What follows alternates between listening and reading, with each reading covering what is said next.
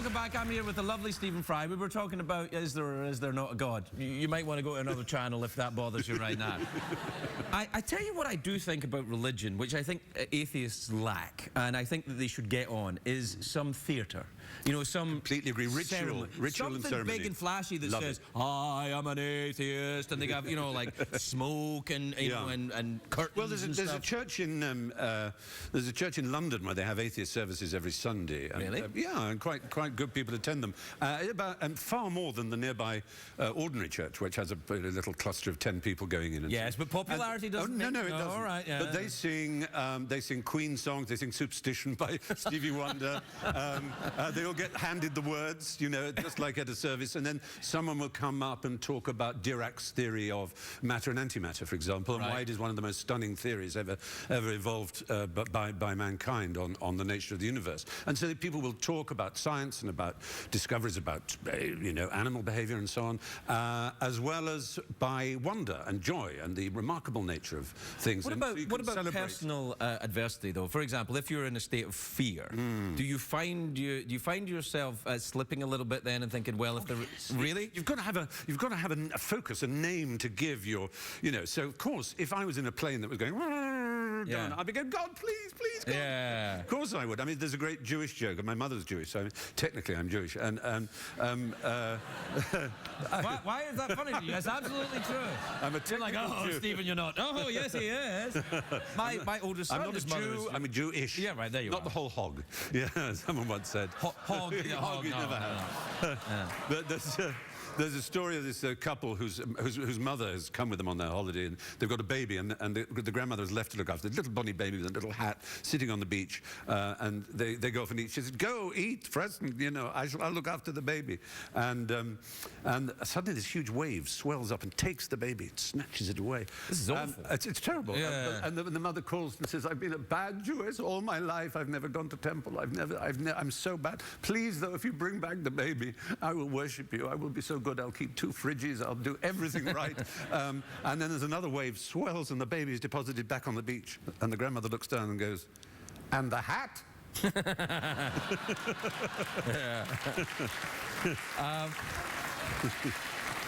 Do you ever worry about, because people get so aggressive, to be honest, about their religion, about what they believe, and you're quite outspoken. I mean, you're an out gay man. You say what you think, and you live by what you believe. Yes. And do you ever think, I just can't get into an argument with anyone today? I had that experience just a few days ago. I only arrived in America 3 days ago, and the week before, I'd been in St. Petersburg in Russia, where they just passed. I've been there. It's a beautiful city. Lovely city. Yeah. But they've passed a very unfortunate law which makes it illegal to promote homosexuality, whatever that means.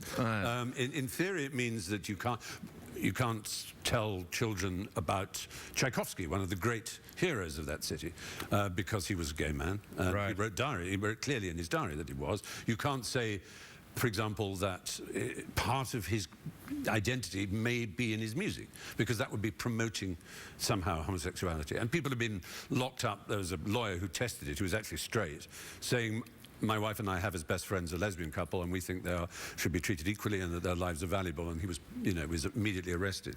So the man Milanov who brought this through, I interviewed him, and as it happens, I'm very big in Russia, so I was chased by this huge press pack into his office. We eventually sort of got rid of them, and he had the same arguments. I've been doing this documentary for 2 years on and off when I've had spare time, called Out There, about being gay in different parts of the world. And I'd been in Uganda, and I'd been in India, and I'd been in Brazil, and I'd been here in the United States. And there's a common thread amongst homophobes. One is that you choose to be gay. I can imagine choosing to be gay in San Francisco or in London or Manchester, but choosing to be gay in a country like Uganda, where they shoot you and beat you up and burn your house, seems a very odd choice. You know.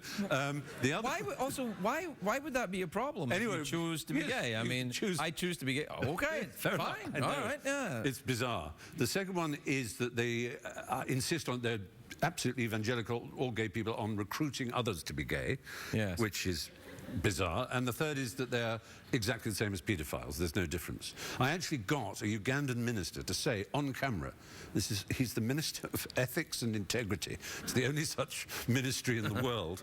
And I said to him, look, even if these three utterly false supports on which you base your homophobia were true, which they aren't, there's so much more to worry about in your country than the odd gay person going to bed with the other gay person. Right. For example, you have an almost an epidemic of child rape in this country, which is just frightening. And he said, but it is the right kind of child rape. Wow. He said that? I said that was on camera. Do you know that that was on camera? He said, yes. He said, can you just explain what you meant? He said, well, it is men raping girls, which is natural. So you just... Where do you begin? Yeah. And where do you begin? And this... you know, so it has tried my patience a little. And in Brazil, there was a senator who was fiercely, and his big argument was it was unnatural. And fortunately, I'd armed myself with a few friends who were zoologists who gave me a number between 400 odd and 2,000 odd. It was very hard for them to be more specific.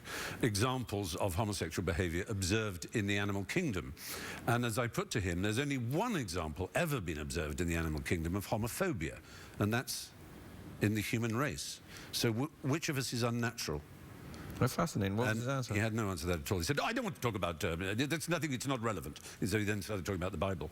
And of course, as you know, the Bible is far more interested in circumcision and slavery and what you may do with the daughters of the people you have conquered than it is in homosexuality, which it mentions, I think, only 3 times. Yeah.